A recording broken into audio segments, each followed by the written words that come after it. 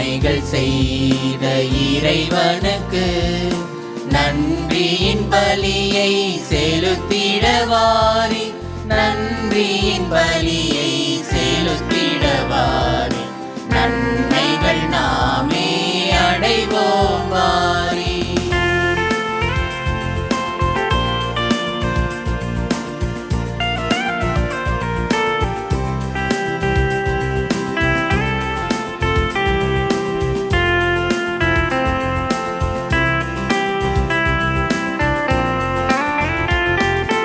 உள்ளத்தை தருவது திருப்பலியா, உடைந்ததென்றால் அது பெரும் பலியா. உள்ளத்தை தருவது திருப்பலியா, உடைந்ததென்றால் அது பெரும் பலியா. கோடைகள் பெறுவது தகும் பலியா, கோடைகள் பெறுவது தகும் பலியா. குறையினை போக்கும் கோவலியா, நன்மைகள் செய்த இறைவனுக்கு நன்றியின் பலியை செலுத்திடவாரி, நன்றியின் பலியை செலுத்திடவாரி, நன்மைகள் நாமே அடைவோம் வாரி.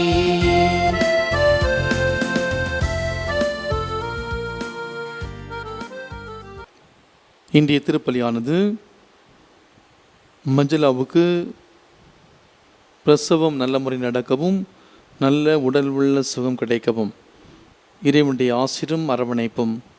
மாதத்தின் முதல் சனிக்கிழமையாக இன்று மாதரசி அன்னையினுடைய பரிந்துரையும் பிரசவ நேரத்திலே அன்னையினுடைய உடனிருப்பும் வேண்டி வேண்டுதல் திருப்பலியாக அவருடைய பெற்றோர் இந்த திருப்பலியை நம்பிக்கையோடு ஒப்பு கொடுத்து ஜெபிக்கின்றார்கள். அனிதாவுக்கு சுகப்பிரசவம் கிடைத்ததற்கும் குழந்தையும் தாயும் நல்ல முறையிலே சுகத்தோடு இருப்பதற்கு நன்றி திருப்பலியாக இவருடைய கணவர் மற்றும் இவருடைய குடும்பத்தார் இந்த திருப்பலியை ஒப்பு கொடுத்து ஜெபிக்கின்றார்கள். ஜெர்வின் 22வது பிறந்த நாள் நன்றி திருப்பலியாக இந்த திருப்பலியானது ஒப்பு கொடுக்கப்படுகிறது. திருவாளர் வி. ஜோசப் ராஜ் அவருடைய ஆன்ம இலைப்பாற்றிக்காக அவருடைய மகன் இந்த திருப்பலியை ஒப்பு கொடுக்கின்றார். திருவாளர் ஆண்டனி அவருடைய ஆன்ம இலைப்பாற்றிக்காகவும் லாசர் டி குரூஸ் அவருடைய ஆன்ம இலைப்பாற்றிக்காகவும் இந்த திருப்பலியானது ஒப்பு கொடுக்கப்படுகிறது. மேலும் காவல் தூதருடைய இந்த திருவிழா நாளில் காவல் தூதர்கள் நம்மையும் நம்முடைய குடும்பத்தையும் பாதுகாத்து பராமரித்து வழிநடத்த சிறப்பாக இந்த திருப்பலியானது நம் ஒவ்வொருடைய கருத்துக்களுக்காக ஒப்பு கொடுக்கப்படுகிறது. தந்தை மகன் தூயாவியாரின் பெயராலே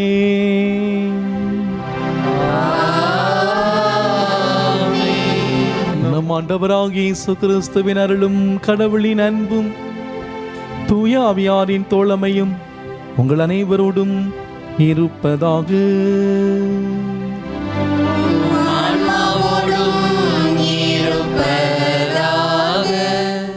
இயேசுவில் அன்புக்குரிய சகோதர சகோதரிகளே, இன்று மாதத்தின் முதல் சனிக்கிழமை அக்டோபர் மாதம் 2ஆம் தேதி.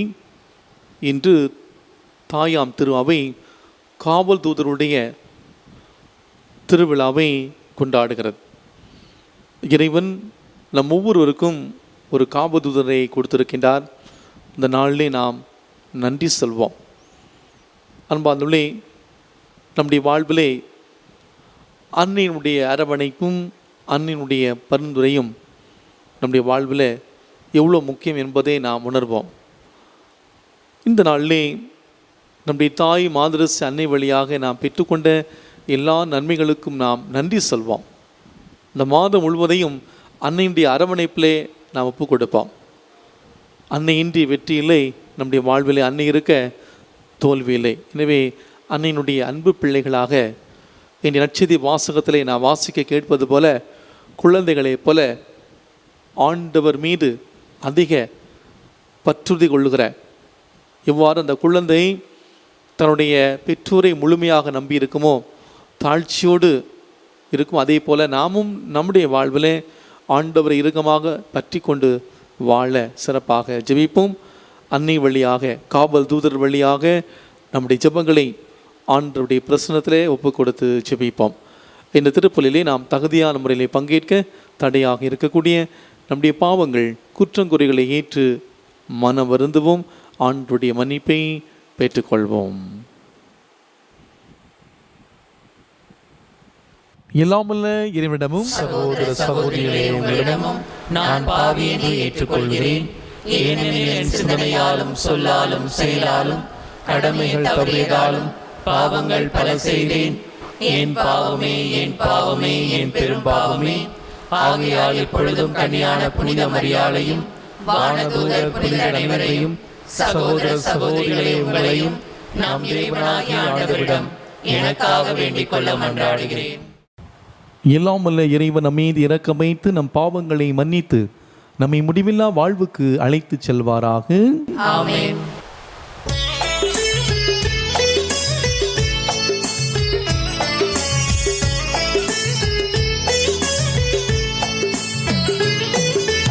ஆண்டவரே இரக்கம் வையும், ஆண்டவரே இரக்கம் வையும், கிறிஸ்துவே இரக்கம் வையும், கிறிஸ்துவே இரக்கம் வையும், ஆண்டவரே இரக்கம் வையும், ஆண்டவரே இரக்கம் வையும்.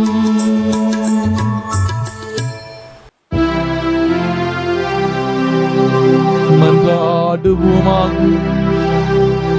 இறைவா, சொல்லக்கூடிய பராமரிப்பினால் எங்களை பாதுகாக்க உம் புனித வாழ்வுகளை அனுப்ப திருவிழமானீரே. நாங்கள் என்றும் அவருடைய அருள் காவலை பெற்று அவருடைய நிலையான தொடர்பை மகிழ்ந்திருக்க தனியுடன் அருள் புரிவீராக. உம்மோடு தூயாமையாரின் ஒன்றிப்பில் இறைவனாய் என்றென்றும் வாழ்ந்து ஆட்சி செய்கின்ற எங்கள் ஆண்டவரும் உம் திருமகனுமாக இயேசு கிறிஸ்து வழியாக உம்மை மன்றாடுகின்றோம்.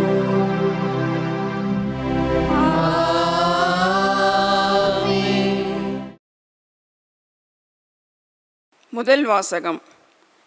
என் தூதர் உனக்கு முன்னே செல்வார். விடுதலை பயண நூலிலிருந்து வாசகம். அதிகாரம் 23, இறைவார்த்தைகள் 20 தொடங்கி 23 முடிய. ஆண்டவர் கூறுவது: வழியில் உன்னை பாதுகாக்கவும் நான் ஏற்பாடு செய்துள்ள இடத்தில் உன்னை கொண்டு சேர்க்கவும் இதோ நான் உனக்கு முன் ஒரு தூதனை அனுப்புகிறேன்.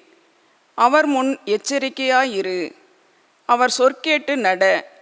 அவரை எதிர்ப்பவனாய் இராதே. உன் குற்றங்களை அவர் பொறுத்து கொள்ளார். ஏனெனில் என் பெயர் அவரில் உள்ளது. நீ அவர் சொல் கேட்டு நடந்தால், நான் சொல்வது யாவற்றையும் கேட்டு செயல்பட்டால், நான் உன் எதிரிகளுக்கு எதிரியும் உன் பகைவர்களுக்கு பகைவனும் ஆவேன். ஏனெனில் என் தூதன் உனக்கு முன்னே செல்வார். ஆண்டவர் வழங்கும் அருள்வாக்கு. தேவனுக்கு நன்றி.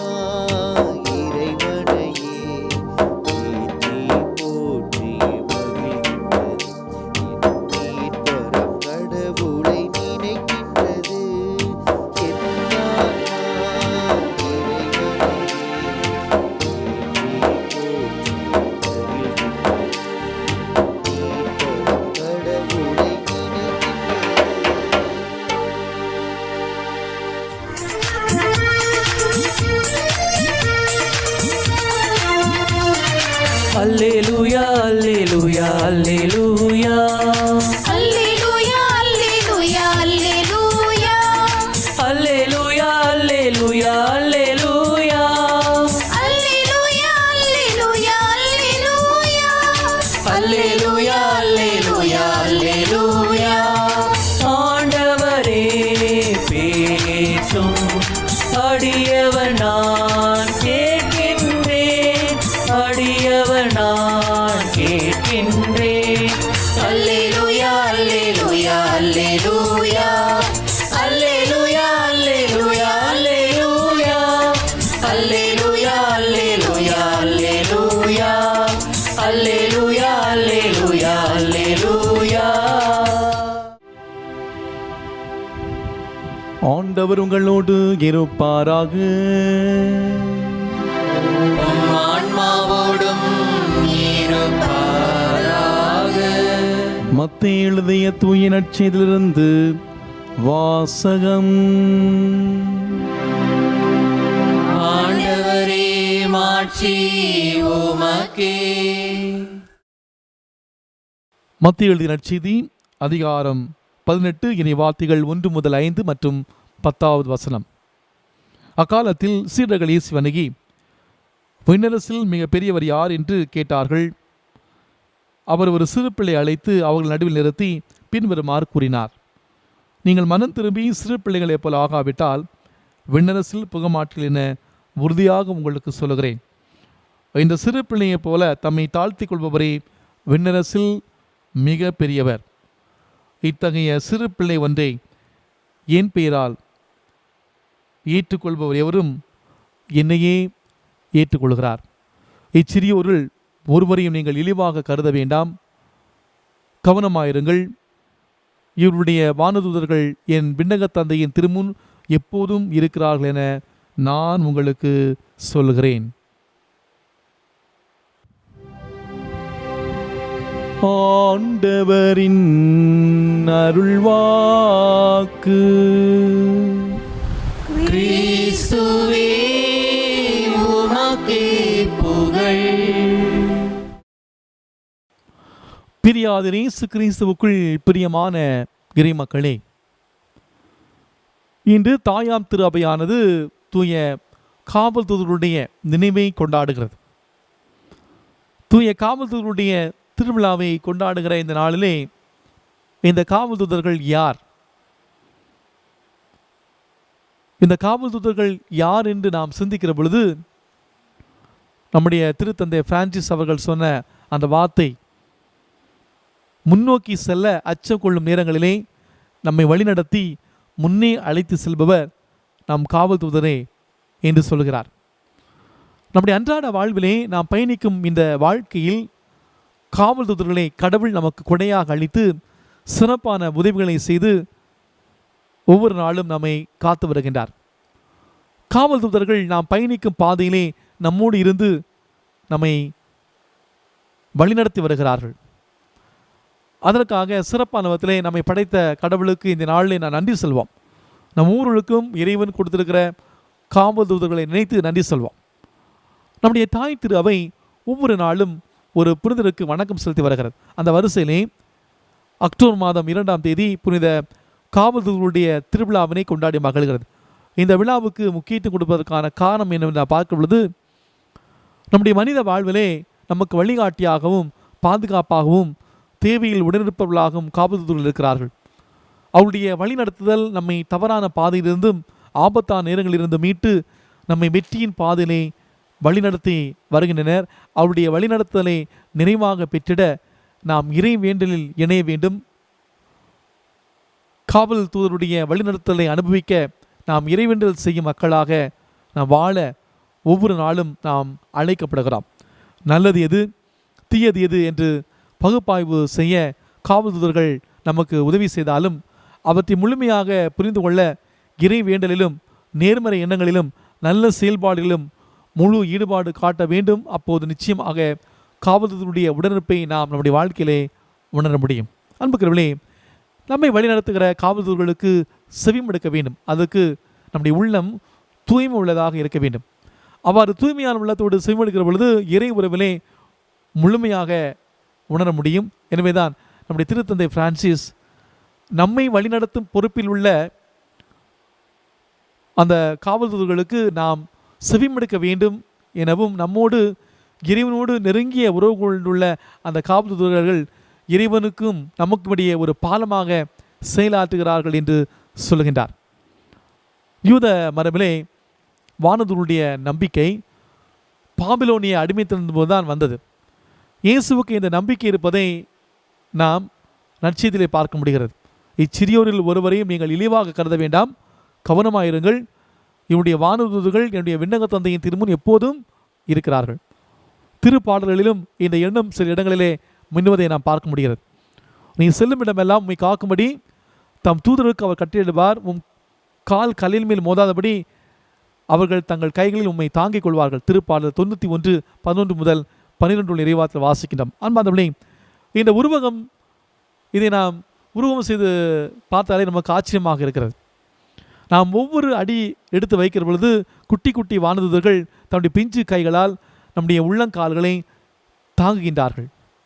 கல்லின் மேல் மோதல் என்பது நம்முடைய கவனக்குறைவின், மூளைக்கும் காலுக்கும் உள்ள அந்த செயல்திறன் இணைப்பு குறைவின் விளைவு. மூளை தவறாக கணக்கிட்டாலும், நம்முடைய கவனம் சிதறுண்டாலும், இந்த குட்டி பூக்கள் நம் விரல்களை கால்களை தாங்கி பிடித்து கொள்கின்றன. இந்த உருவகம் நமக்கு சொல்லித்தரக்கூடிய பாடம் மிக முக்கியமானது. நாம் கால் வைக்கும் இடத்தை, நாம் தேர்ந்தெடுக்கும் பாதையை பற்றி மிக கவனமாக நாம் இருக்க வேண்டும். தேவையற்ற இடங்களிலே தேவையற்ற செயல்களில் நாம் ஈடுபடும் போது நாம் இந்த குட்டி தேவதைகளை நாம் காயப்படுத்தி விடுகிறோம். விடுதலை பயண புத்தகம் 23ஆம் அதிகாரம் 20 முதல் 23 இறைவாத்திலே இறைவன் மோசேக்கு தரக்கூடிய அந்த செய்தி அதுதான். இதோ நான் உனக்கு முன் என் தூதரை அனுப்புகிறேன், அவர் முன் எச்சரிக்கையாயிரு, அவர் சொற்கேட்டு நட, அவரை எதிர்ப்பவனாயிராதே.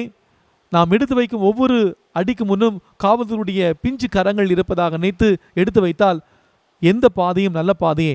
நம்முடைய வீட்டிலே பொதுவாக இறந்த நம்முடைய முன்னோர்களே தங்கள் கரங்களால் நம்மை தாங்குகிறார்கள் என்பது கிறிஸ்தவ விசுவாசத்திலே ஒரு நல்ல ஒரு புரிதல். கடவுள் நம்பிக்கையுள்ள ஒருவர் காடு வழியாக பயணத்தை மேற்கொள்கிறார். அது ஒரு அடர்ந்த கொடிய மிருகங்கள் வாழக்கூடிய காடு. அவர் தன்னுடைய பயணத்தை தொடர்கையிலே திடீரென்று இருள் சூழ்ந்து கொண்டது. மழை பெய்யும் அறிகுறிகள் வேறு தென்பட்டன. இடி முழக்கத்துடன் காட்டு விலங்குகளின் சத்தமும் ஒன்று சேர அவரை பீதிக்குள்ளாக்கியதால் அவருக்குள்ளே ஒரு விதமான பய உணர்வு ஏற்பட்டது. முடிவிலே அவர் மயங்கி கீழே விழுந்தார். அவர் மீண்டும் கண் விழித்து பார்த்தபோது அவர் செல்ல வேண்டிய இடத்தை அடைந்திருந்தார். அவருக்கு ஆச்சரியம் தாங்கவில்லை. என்ன நிகழ்ந்து என அவர் சிந்தித்து கொண்ட பொழுது அவருக்கு ஒரு அசரீரி ஒலி கேட்டது. மகனே, நீ உன் பயணத்தை தொடர்ந்தபோது அதன் பாதுகாப்பை என்னிடம் ஒப்படைத்து ஜெபித்தாய். அந்த நேரம் முதலே நான் உன்னை பின்தொடர்ந்து வந்தேன். நீ பயணித்த பாதையின் அடிச்சுவடுகளை உற்றுப்பார். உன் பின்னே மேலும் 2 பாத பதிவுகளை காணலாம். நன்காக தொடர்ந்த அந்த பாத சுவடுகள் நீ மயங்கிய இடத்திலிருந்து 2ஆக குறைந்துள்ளதை காண்பாய். நீ நிலை குலைந்து மயங்கி நிலத்திலே விழ நான் இடமளிக்கவில்லை, மாறாக நான் உன்னை என் கரங்களில் தாங்கிக் கொண்டேன். அதன்பின் உன்னால் நடந்து உன் பயணத்தை தொடர முடியாததால் என் தோள்களில் உன்னை சுமந்து வந்தேன். அந்த 2 பாதச்சுவடுகள் உன்னுடையதல்ல, உன்னை சுமந்த என்னுடையதே. உனக்கு தெரியாமலே நான் உன்னுடன் பயணித்தேன் என்றது அந்த குரல். நீ செல்லும் இடமெல்லாம் உன்னை காக்கும்படி அவர் தம் தூதர்களுக்கு கட்டளையிடுவார் என்ற இறை வார்த்தைக்கு உறுதி செய்வதாக இருக்கிறது மேலே சொல்லப்பட்ட அந்த நிகழ்வு. அன்புக்குள்ளே, இறை தூதர்கள் நம்மை பாதுகாக்கக்கூடியவர்கள், நமக்கு துணையாக இருப்பவர்கள், நம்மோடு வழி நடப்பவர்கள். அப்படிப்பட்ட சிறப்புகளுக்கு சொந்தக்காரர்கள் இந்த காவல் தூதர்கள். அவருடைய விழாவைத்தான் நாம் இன்று கொண்டாடுகின்றோம். வரலாற்று பின்னணியை நாம் கொஞ்சம் பின்னோக்கி பார்க்கிற பொழுது நம்முடைய ஆன்மா மிகவும் முக்கியமானது என்பதால் அதனை பாதுகாக்க இறைவன் நம் ஒவ்வொருவருக்கும் ஒரு காவல் தூதரை நியமித்திருக்கிறார். அப்படி இரணிமிஸ் என்ற அறிஞர் சொல்வார், ஆம், நாம் ஒவ்வொருவருக்குமே ஒரு காவல் தூதர் உண்டு என்பது ஆழமான உண்மை. காவல் தூதர்களுக்கு விழா எடுத்து கொண்டாடக்கூடிய வழக்கம் 16ஆம் நூற்றாண்டிலிருந்தே இருந்திருக்கிறது. 1582ஆம் ஆண்டு ஸ்பெயின் நாட்டில் உள்ள வேலன்சியா என்னும் இடத்தில்தான் முதல் முறையாக காவல் தூதருக்கு விழா எடுத்து கொண்டாடக்கூடிய அந்த வழக்கம் வந்தது.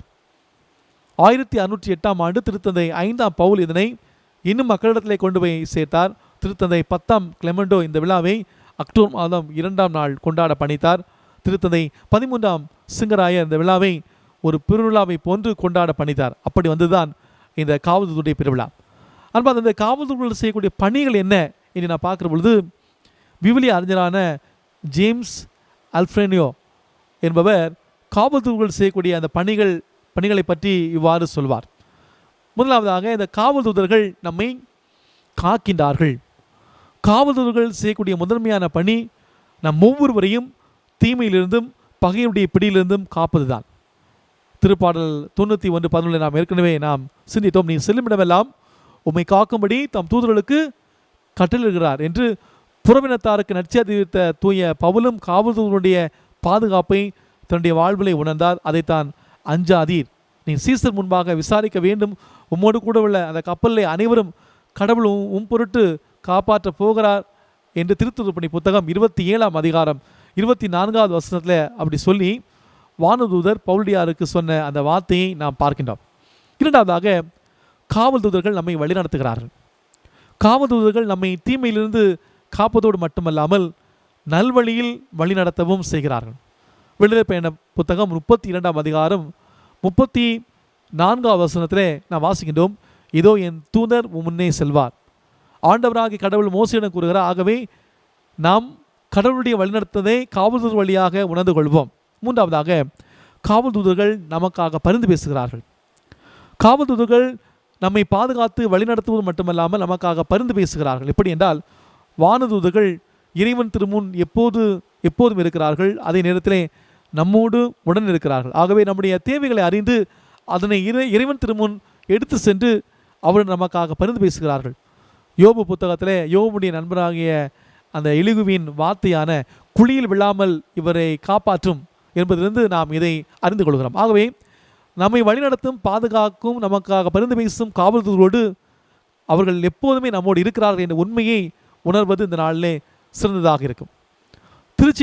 திருச்சபையின் தந்தை என்று அழைக்கப்படுகிற அகஸ்தினார், தாமஸ் அக்யூனாஸ், இரெனியூஸ் போன்றவர்கள் ஒவ்வொருவருமே இவ்வாறு சொல்வார்கள், ஒவ்வொருவருக்குமே ஒரு காவல்துறை இருக்கிறார் என்று சொல்வார்கள். ஆனால் விவிலியத்திலே அதற்கான ஆதாரம் இல்லை.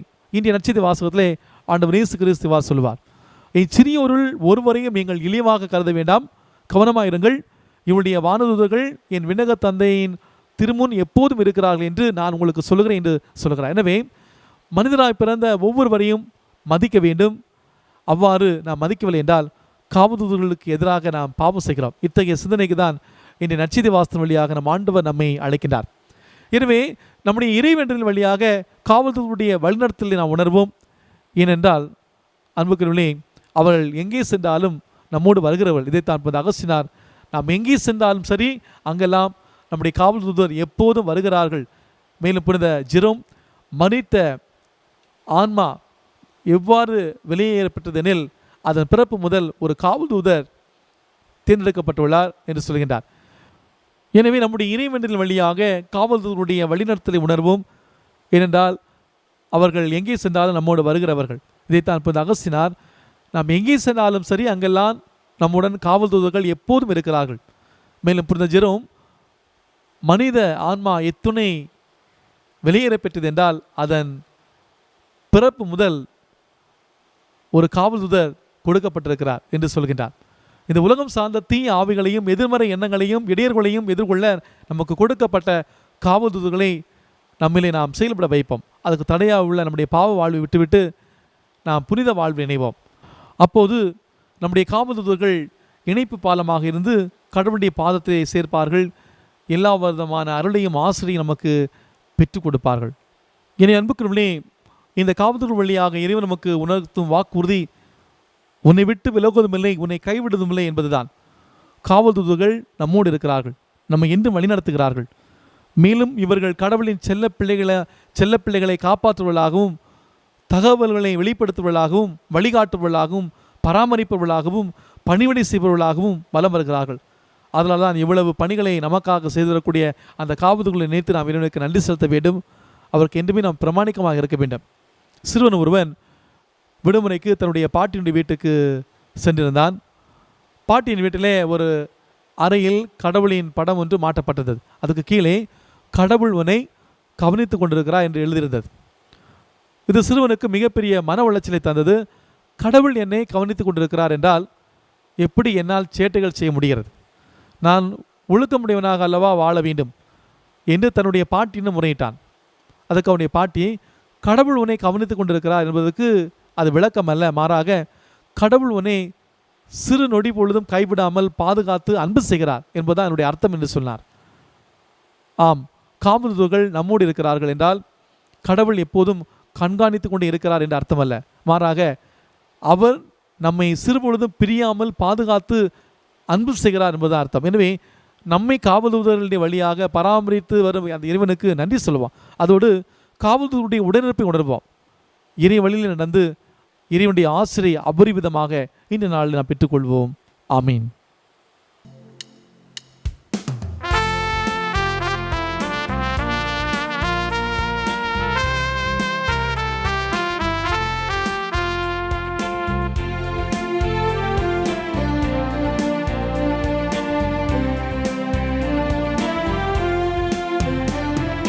நாங்கள் தருகின்ற காணிக்கை இதை ஏற்றருள் தெய்வமே. நாங்கள் தருகின்ற காணிக்கை.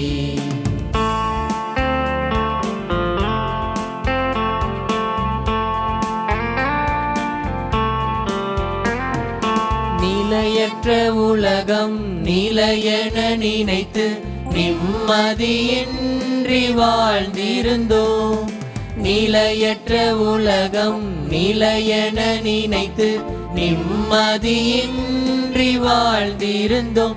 கண்ணீர் பூக்களை உந்தன் பாதத்தில் காணிக்கையாக்கவே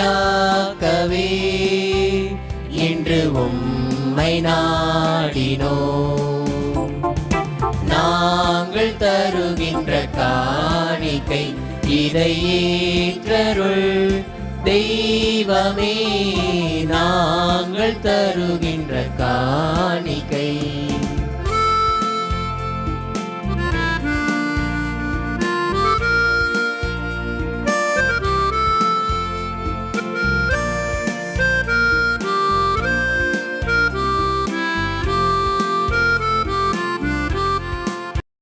சகோதர சகோதரிகளே, என்னுடையது உங்களுடையதுமான இந்த பலி இல்லாமல்ல தந்தையாக இறைவனுக்கு ஏற்றதாகும்படி ஜெபியுங்கள். ஆண்டவர் தமது பெயரின் புகழ்ச்சிக்காகவும் மாட்சிக்காகவும் நமது நன்மைக்காகவும் புனித திரு அவை அனைத்து நலன்களுக்காகவும் உமது கையிலிருந்து இப்பலியை ஏற்றுக்கொள்வாராக. ஆண்டவரே, உம்முடைய புனித வானத்துடைய வணக்க நாளில் நாங்கள் அளிக்கும் காணிக்கைகளை ஏற்றருளும். அவருடைய முடிவில்லா அருள் காவலால் நாங்கள் இம்மையின் விடுதலை பெற்று நிலை வாழ்வுக்கு மகிழ்ச்சி வந்து சேர்வோமாகும். எங்கள் ஆண்டவராகிய கிறிஸ்து வழியாகவுமே மன்றாடுகின்றோம்.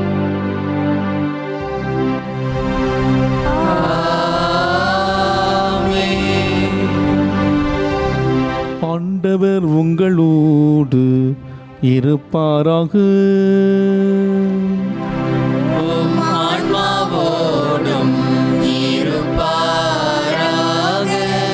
இதயங்களை மேலே எழுப்புங்கள். ஆண்டவரிடம் எழுப்பியுள்ளோம். நம் இறைவனாகிய ஆண்டவருக்கு நன்றி பாடுவோம். அது தகுதியும் நீதியுமானதே. ஆண்டவரே, தூயவரான தந்தையே, என்றும் உள்ள எல்லாமல்ல இறைவா, எங்கள் ஆண்டவராகிய கிறிஸ்து வழியாக இந்நாளும் இவ்விடத்தில் நாங்கள் நமக்கு நன்றி செலுத்துவது மெய்யாகவே தகுதியும் நீதியும் ஆகும். எங்கள் கடமையும் மீட்புக்குரிய செயலும் ஆகும். ஏனில் புனிதரின் வியத்தகு சாட்சியத்தால் உமது திரு அவை என்றும் புதிய ஆற்றல் பெற்று வெள்ளமடைகிறது. இவ்வாறு எங்கள் மீது கொண்டிருந்த பரிவன்மை தெள்ள தெளிவாக காட்டுகின்றேன். மேலும் எங்களது மீட்பின் மன நிகழ்வை நாங்கள் நிறைவேற்றுவதில் அப்புனிதனின் சிறப்பு மிக்க எடுத்து காட்டால் தூண்ட பெற்று அவருடைய தகுந்த பரிந்துரையால் என்று முக்க பெறவும் அருளுகின்றேன். ஆகவே ஆண்டவரே, வானதூதர் புனிதரோடு நாங்களும் சேர்ந்து உமது பெருமையை பறைசாற்றி அக்களிப்புடன் பாடுவதாவது: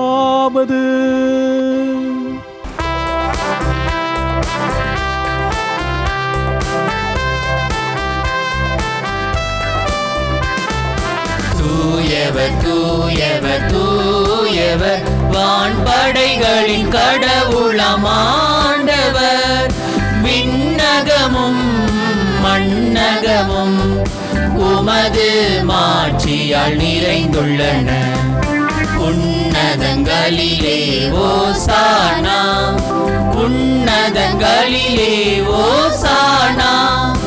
ஆண்டவர் பெயரால் வருகிறவர் ஆசீர் பெற்றவர்.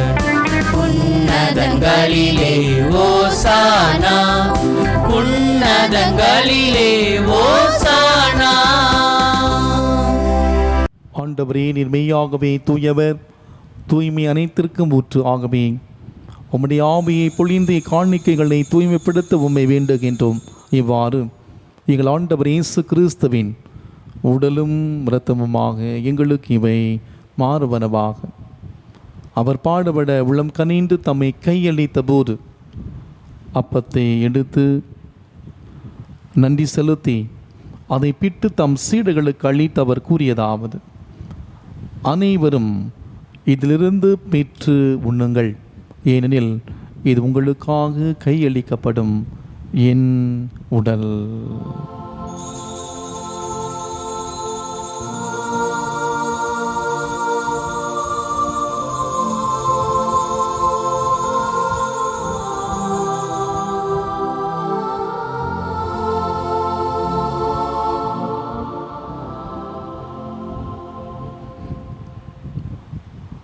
அவ்வண்ணமே இரவிருந்தி அருந்திய பின் கிண்ணத்தையும் எடுத்து மீண்டும் நன்றி கூறி தம் சீடர்களுக்கு அளித்து அவர் கூறியதாவது: அனைவரும் இதிலிருந்து பெற்று பருகுங்கள், ஏனில் இது புதிய நிலையான உடன்படிக்கைக்குரிய என் இரத்தத்தின் கிண்ணம். இது பாவ மன்னிப்புக்கென்று உங்களுக்காகவும் பலருக்காகவும் சிந்தப்படும். இதை என் நினைவாக செய்யுங்கள்.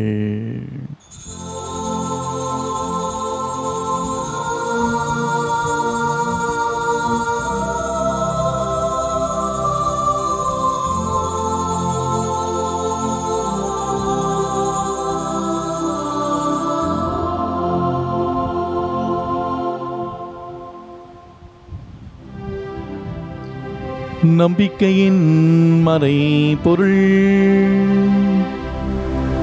ஆண்டவரே, நீர் வருமளவும் உமது இறப்பினை அறிக்கையிடுகின்றோம், உமது உயிர்ப்பினையும் எடுத்துரைக்கின்றோம். ஆகவே ஆண்டவரே, நாங்கள் கிறிஸ்துவின் இறப்பினை உயிர்ப்பு நினைகூர்ந்து வாழ்வதரும் அப்பத்தையும் மீட்பளிக்கும் கிண்ணத்தையும் ஒப்புக் கொடுக்கின்றோம். உம் திருமுன்னின்று ஊழியம் புரிய தகுந்தவளை ஏற்றுக்கொண்டீர், எனவே உமக்கு நன்றி செலுத்துகின்றோம். மேலும் கிறிஸ்துவின் உடலிலும் இரத்தத்திலும் பங்கு கொள்ளும் எங்களை தூய ஆவியார் ஒன்று சேர்க்க வேண்டும் என உம்மை தாழ்மையுடன் மன்றாடுகின்றோம். ஆண்டவரே, உலகமெங்கும் பரவியிருக்கும் ஒரு திரு அவையை நினைகூர்ந்தருளும். எங்கள் திருத்தந்தை பிரான்சிஸ், எங்கள் ஆய நீதிநாதன், எல்லா திருநிலையினராகிய அனைவரோடும் உடைய திரு அவை அன்பில் நிறைவு பெறச் செய்திருளும். மேலும் உயிர்த்தெழும் எதிர்நோக்குடன் துயில் கொள்ளும் எங்கள் சகோதர சகோதரிகளையும் இறந்தோர் அனைவரையும் இரக்கத்துடன் நினைகூர்ந்து உமது திருமுக ஒளியினுள் ஏற்றிருளும். எங்கள் அனைவர் மீதும் இரக்கமாயிரும். கடவுளின் கன்னித்தாயான தூய மரியா, அவருடைய கணவரான புனித யோசேப்பு, புனித திருத்தூதர்கள், இவ்வுலகில் மூக்க ஊந்தவராக இருந்த ஆகிய புனிதர்கள் அனைவருடனும் நாங்கள் நிலைவாழ்வில் பங்கு கொள்ளும் தகுதி பெற்று உம் திருமகன் இயேசு கிறிஸ்து வழியாக உம்மை புகழ் நீர்த்தும் வரமருள உம்மை மன்றாடுகின்றோம்.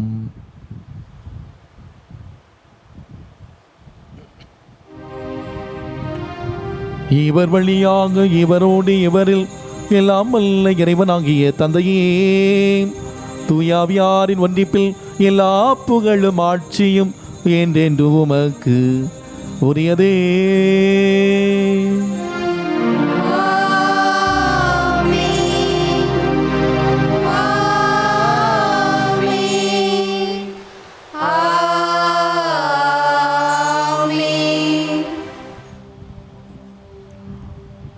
மீட்பரின் கட்டளையால் கற்பிக்கப்பட்டு இறை படிப்பினையால் பயிற்சி பெற்ற நாம் துணிந்து சொல்வோம்.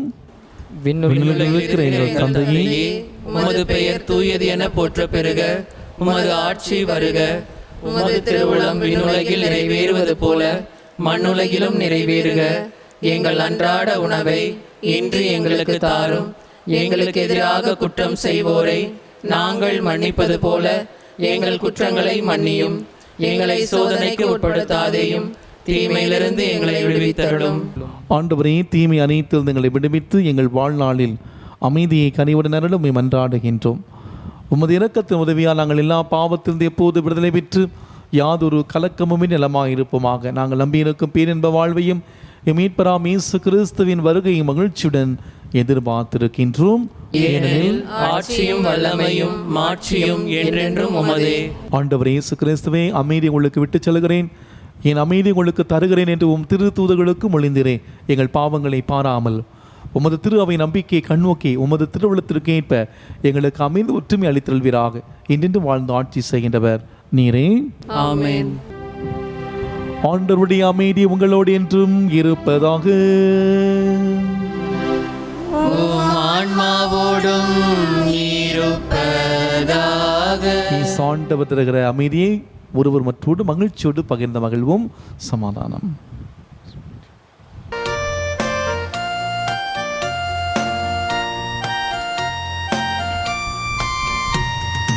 உலகின் பாவம் போக்கும் இறைவனின் திரு செம்மறியே, எம்மேல் இரக்கம் வையும்.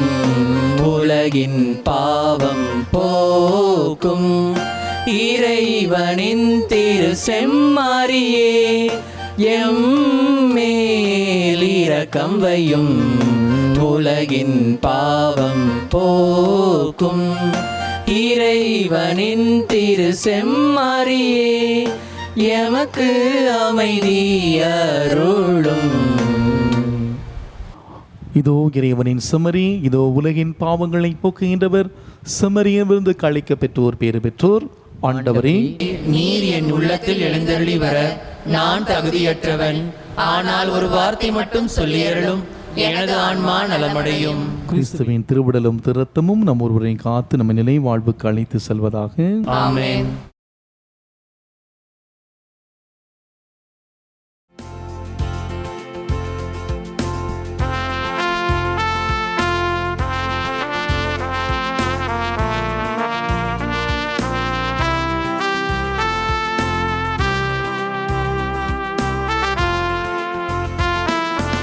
அகவிருந்தாக என் இறைவாவா, மனம் மகிழ்ந்திட வாழ்க்கையின் நிறைவேவாவா.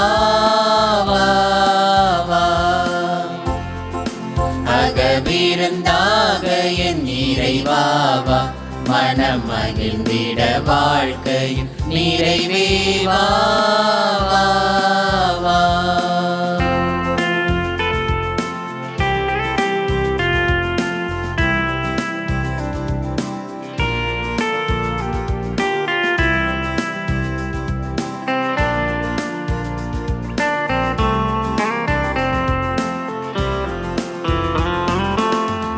ஆறுதல் அளித்திடும் அருள் மொழியே, திரு ஆகமம் முழங்கிடும் உயிர் மொழியே. ஆறுதல் அளித்திடும் அருள் மொழியே, திரு ஆகமம் முழங்கிடும் உயிர் மொழியே. உடலோடு உலகோ நடுவெழுந்தாய், உடலோடு உலகோ நடுவெழுந்தாய். எமை உமதுடல் என நீ மாற வைத்தாய். அகவிருந்தாக என் இறைவாவா, மனம் மகிழ்ந்திட வாழ்க்கையில் நிறைவேவாவா.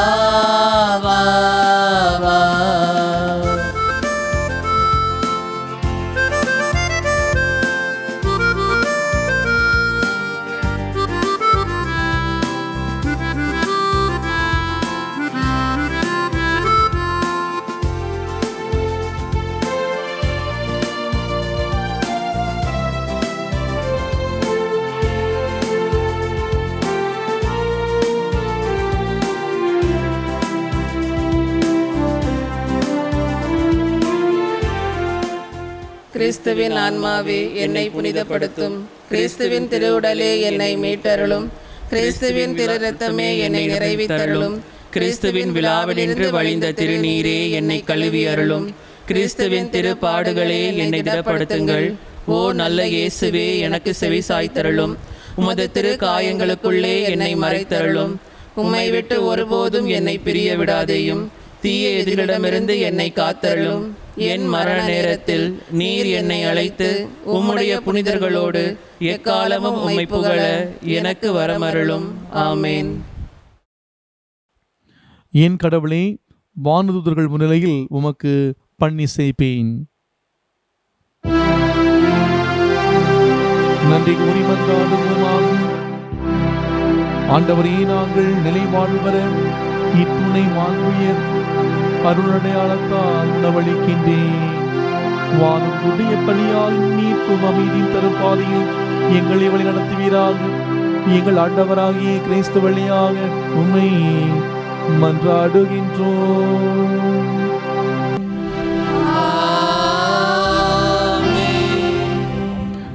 ஆண்டவர் உங்களோடு இருப்பாராக.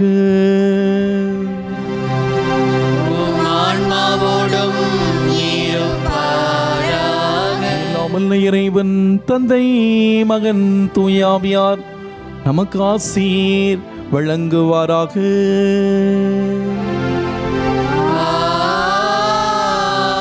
சென்று வாழுங்கள், வாழ்க்கை பலி தொடர்கின்றது.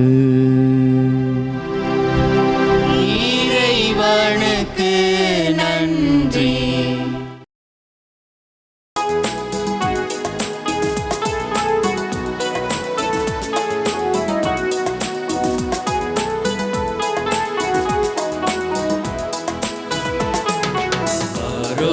ஆரோக்கியமாதாவே, உமது புகழ் பாடி துதித்திடுவோம்.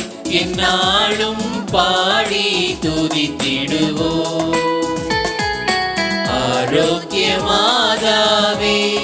உமது புகழ் பாடி துதித்திடுவோம்.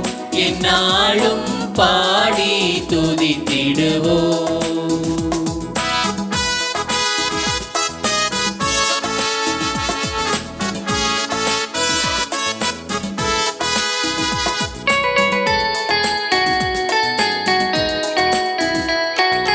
தென்றல் வீசிடும் மாதா நகரில் தங்கிட ஆசை வைத்தாயே.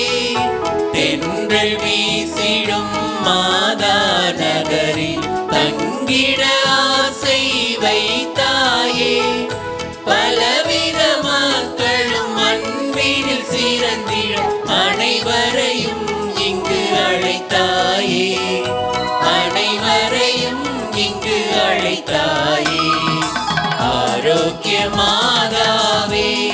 உமது புகழ் பாடி துதித்திடுவோம். எந்நாளும் பாடி துதித்திடுவோம். தந்தை, மகன், தூயாவியின் பேராலே ஆமென். கிறிஸ்து ராஜா வாழ்க. உம்முடைய ராஜ்யம் வருக. மரியே வாழ்க.